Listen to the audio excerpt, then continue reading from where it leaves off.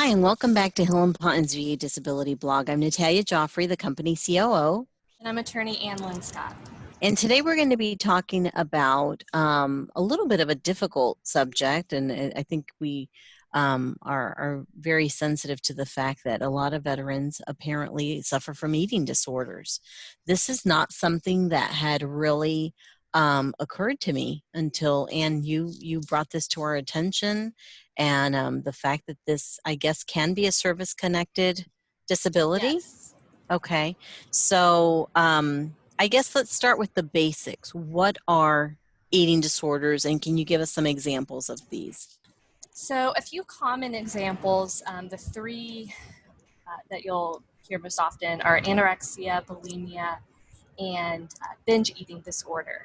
The last one being somewhat newer or maybe less heard of than the other two, but overall it involves just unhealthy habits or disturbances with your normal eating behaviors or thoughts and emotions surrounding food and eating.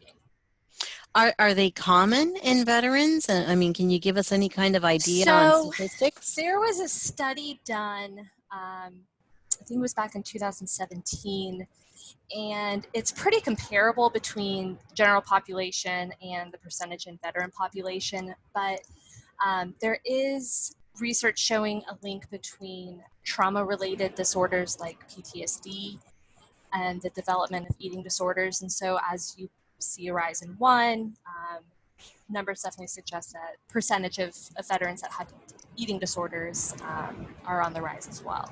Wow.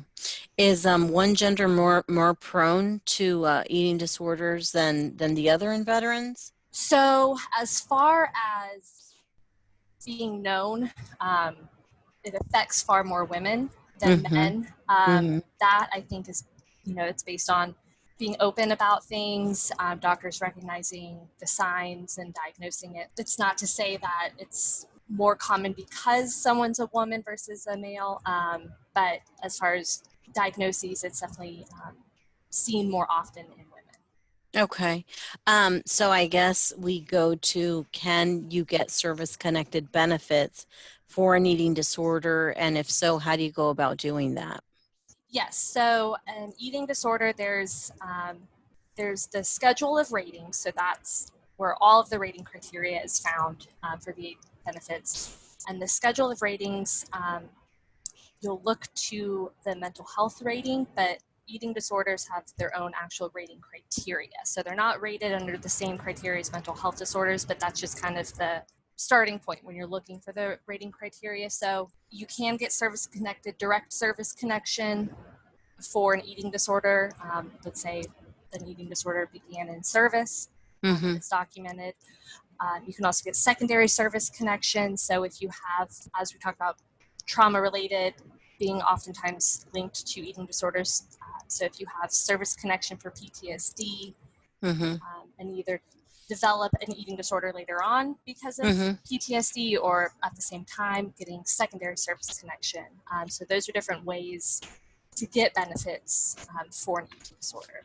Okay. Can you get 100% service connection for an eating disorder? Yes. So the ratings go from 100%, and then the next would be 60, and then down to 30, and then 10 and 0. So you can be 100% for eating disorder. Any common issues or concerns that you have regarding these claims or that you encounter? I would say, as with any, maybe not as common medical condition, just making sure your records reflect problems. And when I say records, I mean medical records. And so a lot of doctors don't always screen for eating disorders or ask questions about it. But if you feel like you're having problems and it's interfering in your life, bringing that up so at least it's in the medical records. And then if the VA denies service connection and you do end up needing representation, as a lawyer, then we have something to work with and show the VA that these problems have been going on. So I think just the lack of maybe records sometimes, or maybe it is a sensitive subject. And so the the desire to not bring it up might be an Sometimes. issue. Yes. Yeah. Yeah. Okay.